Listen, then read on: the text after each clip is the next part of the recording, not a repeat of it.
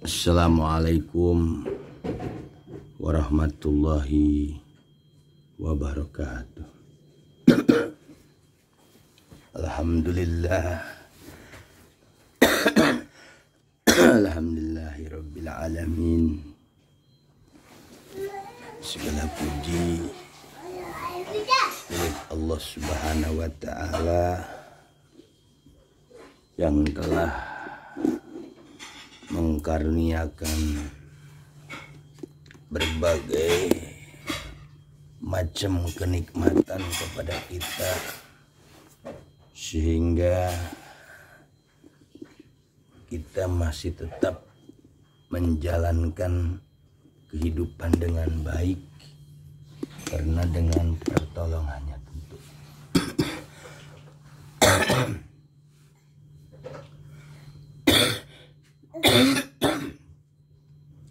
Jamaah usaha Katolik dimanapun berada,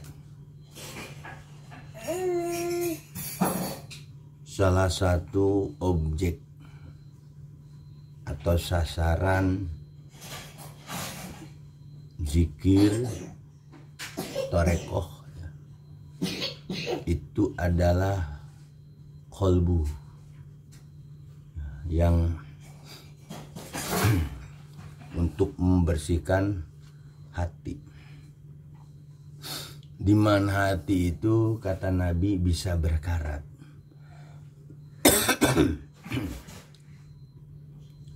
Kalau hati sudah berkarat, apapun nasihat, apapun saran keagamaan, ayat-ayat Allah maupun hadis yang disampaikan oleh Rasulullah, itu pasti tidak diterima sama mereka.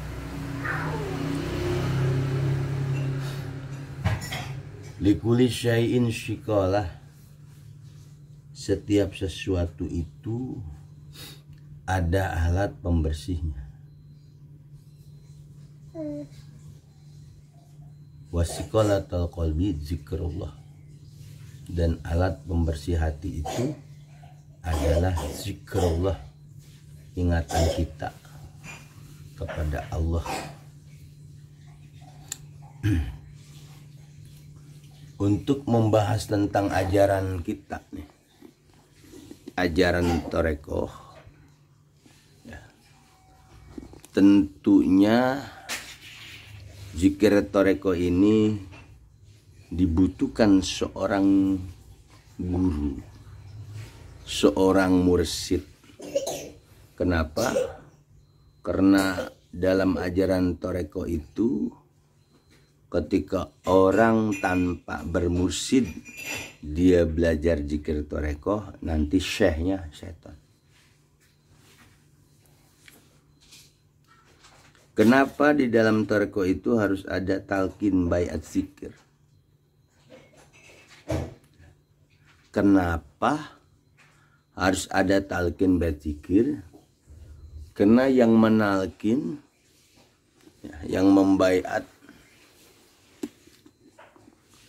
itu akan bertanggung jawab dan akan mengurusi tentang keroh mudofan kita.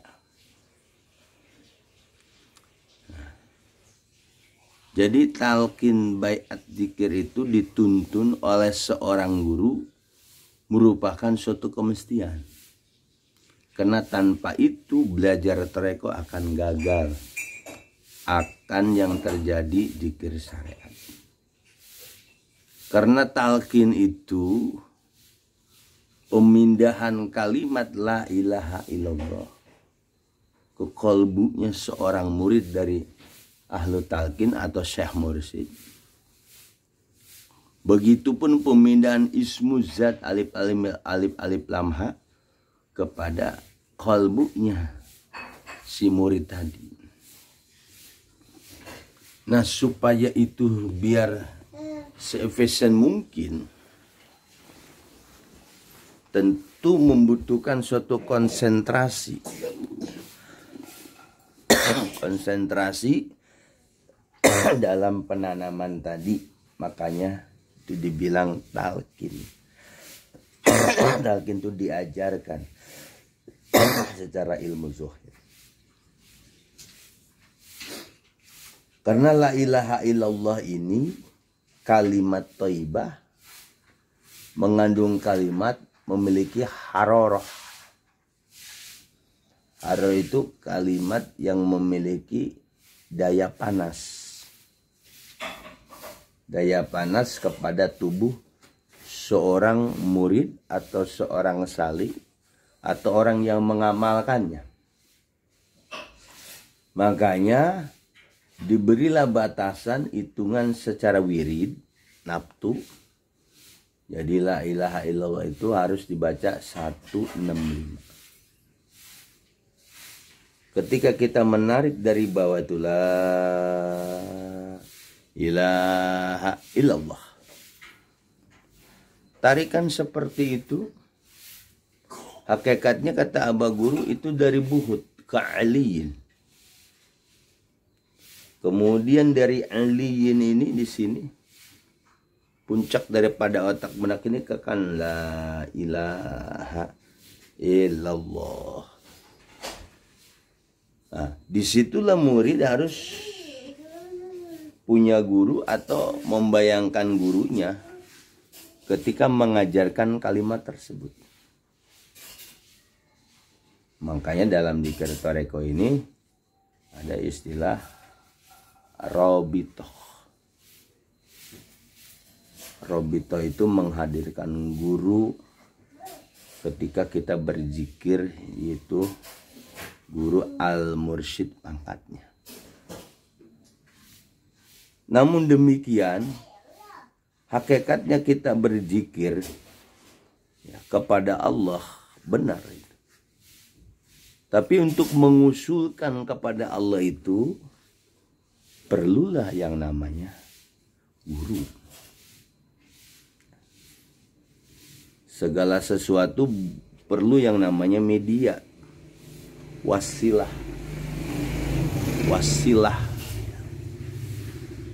Gak mungkin akan usul kepada Allah kalau kita tidak punya guru. Begitupun dalam belajar toreko, sesilah keguruannya pun harus sah, benar. Karena dari sisilah keguruan tadilah akan turun namanya madad, pertolongan guru tadi. Akan turun pertolongan guru.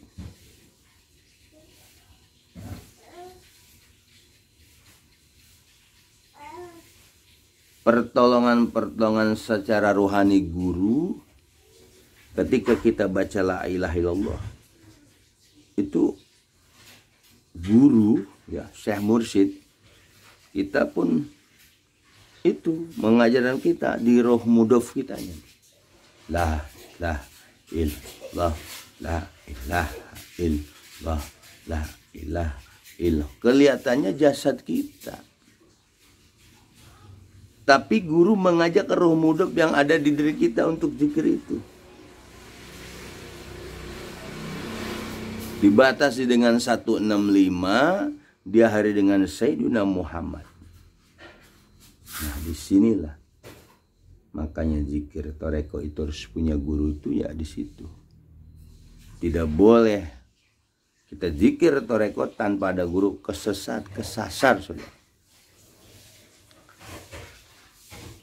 Ketika kita memiliki zikir seperti ini, tentu kita harus memeliharanya, menjaganya, mengamalkannya dengan sebenar-benarnya.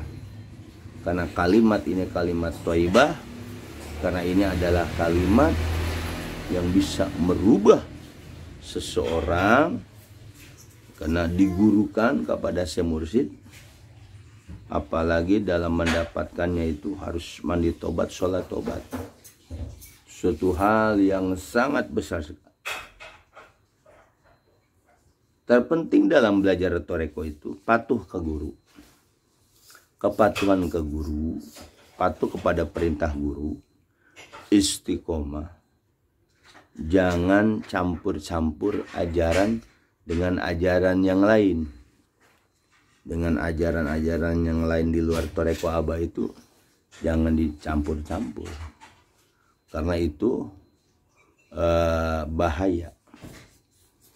Fokus kita dengan la ilaha illallah yang diberikan oleh Abah Guru. Mungkin Jumat pagi ini Ustaz Zaka Torik menyampaikan tentang kalimat la ilaha illallah di dalam Torekoh dan di luar itu berbeda.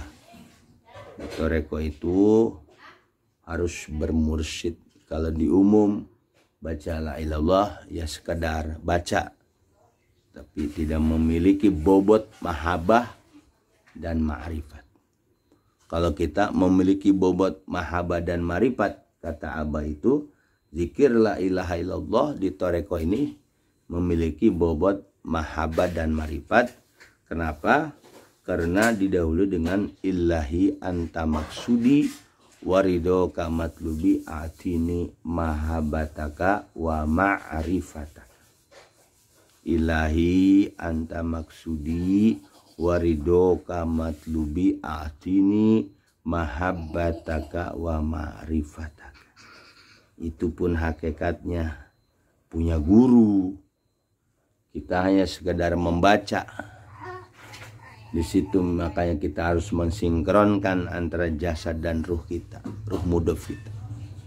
Terus kita selalu berikhtiar, berusaha, bermujahadah untuk mencapai zikir husul kepada Allah, karena ajaran Abah ini adalah husul kepada Allah, tidak lain tidak, itu untuk husul kepada Allah Subhanahu wa Ta'ala.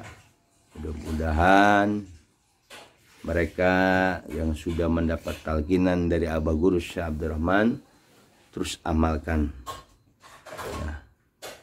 Diamalkan dengan torekoh kita, yaitu torekoh Qadiriyah wa Naqsaban, sehingga mendapatkan keberkahan, kekaromahan beliau, kekuatan dan keistiqomahan dalam menjalankan ajarannya. Jadi toreko itu benar. Dalam Islam itu ada syariat, torekot, hakikat, marifat itu memang harus. Itu 4 jadi 1. Syariat, tarekat, hakikat, marifat. Itu nggak bisa dipecah-pecah. Itu menjadi 1. Syariat zohir kita ya. Atau masalah hukum kayak sholat. Toreko ngamal syariat. Jadi syariat tadi dibawalah sama toreko ke amal tadi ke hakikat. Hakikat dibawa ke marifat, sehingga kita akan mencapai apa yang dikatakan Abah Guru, bahwa talqinan zikir lalu itu untuk mengusulkan kita kepada hadratul ilahiyah, itu kepada Allah Subhanahu wa Ta'ala. Terus istiqomah, karena istiqomah lah segala sesuatu itu kita akan raih, akan mencapai dengan pencapaian yang sangat besar dengan istiqomah. Jangan mendengar kata-kata orang yang memang tidak suka dengan ajaran toreko, tapi kita tetap terus berzikir, karena zikir yang kita lakukan ini adalah zikir yang memberikan pencapaian, yaitu maqam mahabbah dan marifat, di mana Abah Guru memberikan makom awal kepada kita, makom tobat. Dari makom tobat itu kita bertobat, dan kita selalu akan mendapatkan kemudahan dan kewelasan dalam perjalanan ini, kalau kita mengamalkannya dengan bisa guru. Bisa guru itu adalah penting ketika kita sebagai murid Abah, apapun aktivitas kita yang kita lakukan, selalulah diselipkan bisa guru. Karena bisa guru, ilmu guru, amal guru, marifat guru, adab guru, itu jangan sampai kita tinggalkan. Mudah-mudahan bermanfaat di Jumat pagi ini. Selamat beraktivitas. Semoga kita selalu panjang umur, diberikan kemudahan dan Assalamualaikum warahmatullahi wabarakatuh. Allahu